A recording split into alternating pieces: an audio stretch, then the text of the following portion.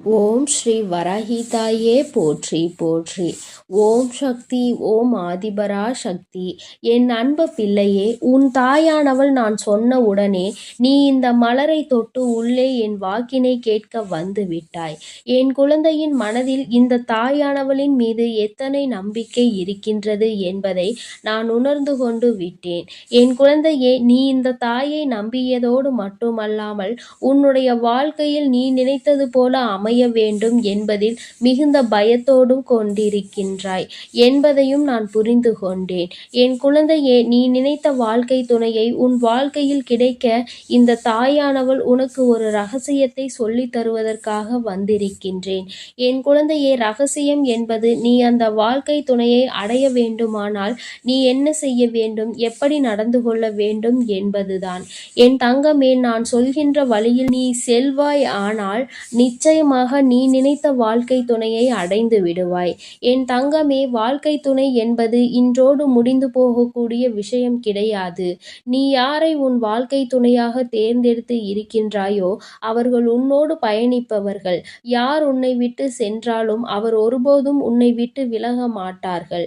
என் தங்கமே, காலம் முடியும் வரை உன்னோடு உன் வாழ்க்கையில் சரிசமமாக இன்ப துன்பங்களை பங்கெடுத்து கொண்டு உன்னோடு பயணிக்க போகின்றவர்கள் உன் வாழ்க்கை துணையானவர். என் தங்கமே, நீ அதனால் அதனை தேர்ந்தெடுப்பதற்கு முன்பாக சற்று கவனமாக நீ தேர்ந்தெடுக்க வேண்டும்.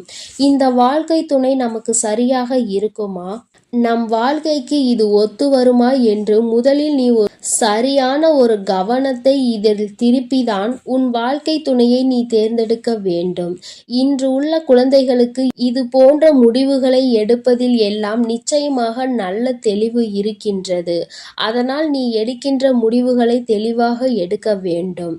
என் தங்கமே, நீ நினைத்த வாழ்க்கை துணையே உன் வாழ்க்கையில் உனக்கு நிச்சயமாக கிடைக்க உன் தாயானவள் நான் உனக்கு நல்ல ஆசிகளை வழங்கி விடுவேன். ஆனால் என் குழந்தையே, நீ அந்த வாழ்க்கை துணையை அடைவதற்கு நீ செய்ய போகின்ற காரியங்கள் எல்லாம் சில விஷயங்கள் நிச்சயமாக உனக்கு தோல்வியை தான் கொடுக்கும் என்பதையும் மறந்து விடாதே. உன் தாயானவள் உன்னிடம் பொய் சொல்ல விரும்பவில்லை. நிச்சயமாக நீ பல பிரச்சனைகளை தாண்டிதான் உன் வாழ்க்கை துணையை அடைவாய். என் தங்கமே, நீ கஷ்டப்பட்டுதான் இந்த துணையை அடைய போகின்றாய் என்பதை உன் தாயானவள் உனக்கு வெளிப்படையாக சொல்கின்றேன். இத்தனை கஷ்டங்களையும் தாண்டி நீ அந்த துணையை அடைய போகிறாய் என்றால் அதற்கான ரகசியத்தை நான் உனக்கு சொல்கிறேன். இதன்படி நீ நடந்து கொள்வாயானால் நிச்சயமாக நீ நினைத்த வாழ்க்கையே உன்னை வந்து சேர்ந்துவிடும் என்பதை என் குழந்தை நீ மறந்து விடாதே. நீ நினைத்த வாழ்க்கை துணையை அடைவது மட்டும் உன்னுடைய குறிக்கோளாக இருக்கக்கூடாது. உன்னுடைய எதிர்கால வாழ்க்கையையும் சேர்த்துதான் நீ தேர்ந்தெடுக்கின்றாய் என்பதை முதலில் மனதில் நினைவில் வைத்துக்கொள். என் தங்கமே, எல்லோரினுடைய சம்மதத்தோடும் தான் வாழ்க்கை துணையை நீ அடைய வேண்டும் என்பதில் முதலில் தெளிவாக இரு. ஏனென்றால் ஒருவர் உன்னை வாழ்த்தி இன்னொருவர் உன்னை வாழ்த்தாமல் தூற்றினால் நிச்சயமாக அந்த வாழ்க்கையில் உனக்கு மன நிம்மதி என்பது கிடைக்காது. அதனால் என் தங்கமே, எல்லோரினுடைய சம்மதத்தையும் முதலில் பெறுவதற்கு நீ முயற்சியினை மேற்கொள்ள வேண்டும். உன்னுடைய முயற்சி என்பது சாதாரணமாக இருக்கக்கூடாது. என் குழந்தையே, நீ அதற்கான வேலைகளில் இறங்க வேண்டும். உன்னுடைய வாழ்க்கை துணையை ஒருவருடன் நீ அறிமுகப்படுத்துவதற்கு முன்பாக அவரை அறிமுகப்படுத்துவதற்கான எல்லா தகுதிகளும் அவர்களுக்கு இருக்கின்றதா என்று ஒரு முறை சிந்தித்து பார். நான் உன் தாயானவள் உனக்கு இதையெல்லாம் சொல்வதற்கு ஒரு முக்கிய காரணம் இருக்கிறது. யாரும் உன் வாழ்க்கையை கெடுக்க வேண்டும் என்று ஒருபோதும் நினைப்பதில்லை. நல்ல வாழ்க்கையை நீயே தேர்ந்தெடுப்பாய். ஆனால் நிச்சயமாக யாரும் அதை தடுக்க முன்வர மாட்டார்கள். அப்படி யாரேனும் முன்வருவார்கள் ஆனால் அந்த சமயத்தில் உன் தாயானவள் நான் உனக்கு துணையாக இருந்து அவர்களின் மனதினை நிச்சயமாக மாற்றி தருவேன். அதில் ஒருபோதும் நீ மாற்று கருத்தினை நான் உனக்கு வைக்க மாட்டேன் என்பதை நினைவில் வைத்துக்கொள். என் குழந்தையே, எப்பொழுதுமே உனக்கு நான் உறுதுணையாக இருப்பேன் என்பதை நீ நினைவில் வைத்துக்கொள். என் தங்கமே, அவரிடம் முதலில் சம்மதம் வாங்க வேண்டிய இடத்தில் நீ இருந்து கொண்டிருக்கிறாய். அவர்களுக்கான தகுதிகள் இருக்கின்றதா என்பது, அவர் நல்ல வசதியாக இருக்கின்றாரா என்பதெல்லாம் இல்லை. என் தங்கமே, தகுதி என்பது ஒரு மனிதனுக்கு நல்ல குணம், நல்ல பண்பு இருக்க வேண்டும். உன்னை காலம் முழுவதும் கடைசி வரையிலும் வைத்து காப்பாற்றக்கூடிய திறமை இருக்க வேண்டும். இதைதான் எல்லோருமே எதிர்பார்ப்பார்கள். இந்த தகுதியோடு நீ அந்த தகுதியினை அவர் பெற்றிருக்கின்றாரா, அந்த சூழ்நிலையில்தான் நீ சம்மதத்தை பெற வேண்டும் என்றுதான் உன் தாயானவள் நான் விரும்புகின்றேன். உன்னுடைய முதல் முயற்சியே தோல்வியை தழுவிவிடக் கூடாது. என் தங்கமே, இதுதான் உன் வாழ்க்கை என்று நீ முடிவெடுத்து விட்ட பிறகு அந்த வாழ்க்கையை மற்றவர்களுக்கு அறிமுகப்படுத்துவதற்கு முன்பாக அதில் என்னென்ன தகுதிகள் இருக்க வேண்டுமோ அதையெல்லாம் நீ வளர்த்து கொள்ள வேண்டும். என் குழந்தையே, நீயும் உன்னுடைய தகுதியை உயர்த்தி காட்ட வேண்டும். நீ ஒரு வார்த்தை சொன்னால் அதை மற்றவர்கள் இவர் சொன்னால் சரியாகத்தான் இருக்கும் என்று சொல்ல வேண்டும். அப்படி நினைக்கின்ற அளவிற்கு நீ உன் வாழ்க்கையில் உயர்ந்து காட்ட வேண்டும். நான் உனக்கு இதையெல்லாம் சொல்வதற்கு காரணம், நீ இதுதான் என் வாழ்க்கை, இவர் இல்லை என்றால் என் வாழ்க்கையே இல்லை என்றெல்லாம் முடிவெடுக்கின்ற நிலைக்கு நீ இருக்கின்றாய் அல்லவா? அதனால்தான் நான் உனக்கு இந்த அறிவுரைகளை சொல்லிக் கொண்டிருக்கின்றேன். நீ உன் நிலையை உயர்த்திக்கொள். அதன் பிறகு நீ யாரை வாழ்க்கை துணையாக அடைய வேண்டும் என்று நினைக்கின்றாயோ அவருடைய தகுதியை வளர்த்து கொள்வதற்கு நீ முயற்சி செய்ய வேண்டும். அவரும் அவர் தகுதியை உயர்த்தி கொண்டார் ஆனால் இருவருக்கும் வாழ்க்கை என்பது இனிப்பாக மாறிவிடும். ஆனால் நிச்சயமாக இருவரும் நல்ல பண்புகளும் நல்ல நெறிகளும் எதிர்காலத்தை எதிர்கொள்ளக்கூடிய நல்ல பக்குவமும் உங்களுக்குள் இருக்க வேண்டும். என் தங்கமே, அதன் பிறகு நீ சென்று சம்மதம் கேட்டால் நிச்சயமாக உன் வாழ்க்கைக்கான சம்மதம் கிடைத்துவிடும்.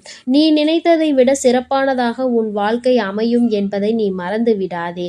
உன் தாயானவள் சொல்வது உனக்கு இப்போது வேண்டுமானால் புரியாமல் இருக்கலாம். உன் மனதிற்கு விளையாட்டாக கூட தோன்றலாம். தாயானவளுக்கு வேறு வேலை இல்லை என்று கூட நீ நினைக்கலாம். ஆனால் என் குழந்தையே, வாழ்க்கை என்பது பல அனுபவ பாடங்களை நிச்சயமாக உனக்கு கற்றுத்தரும்.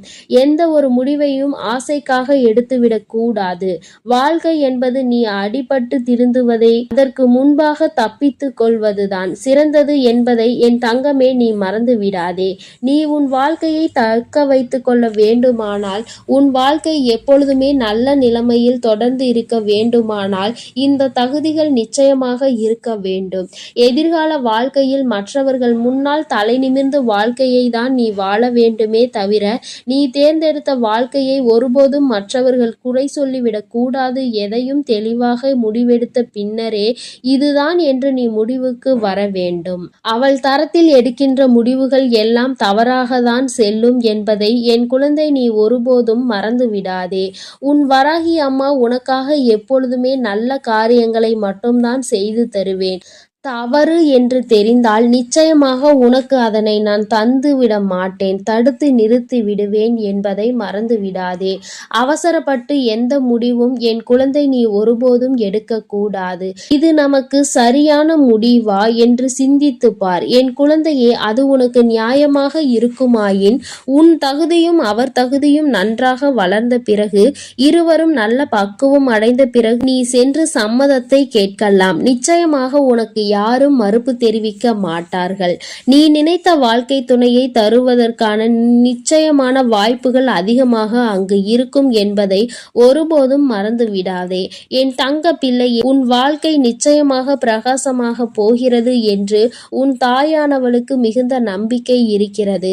என் தங்கமே, உன்னுடைய வயது நிச்சயமாக தவறான முடிவுகளை எடுக்க வைத்துவிடக் கூடாது என்பதற்காக தான் இந்த அறிவுரைகளை உனக்கு நான் வழங்கி இருக்கிறேன். என் தங்க பிள்ளைக்கு இந்த தாயானவளினுடைய ஆசீர்வாதங்கள் முழுமையாக கிடைப்பதோடு மட்டுமல்லாமல் எதிர்காலம் நல்லபடியாக அமைவதற்கு நான் துணையாக இருப்பேன் என்பதையும் நீ மறந்து விடாதே.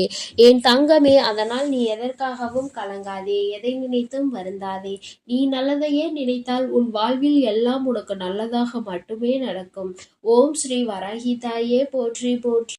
ஓம் சக்தி, ஓம் ஆதிபரா சக்தி, ஓம் சக்தி, ஓம் ஆதிபரா சக்தி.